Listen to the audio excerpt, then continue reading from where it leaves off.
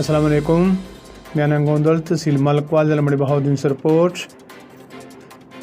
جابر عباس SHO تھانہ میانا گوندل تحصیل ملکوال نے media گفتگو میں کہا ہے ڈسٹرکٹ پولیس آفیسر ضلع منڈی بہاؤالدین ساجد حسین کھوکھر کی ہدایت پر حدود تھانہ میانا گوندل میں جرائم پیشہ عناصر کے خلاف بھرپور کارروائی ہوگی.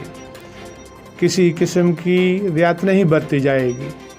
جابر عباس SHO تھانہ میانا گوندل نے مزید کہا متاثرہ اور مظلوم شہریوں کو کسی قسم کی رکاوٹ نہیں.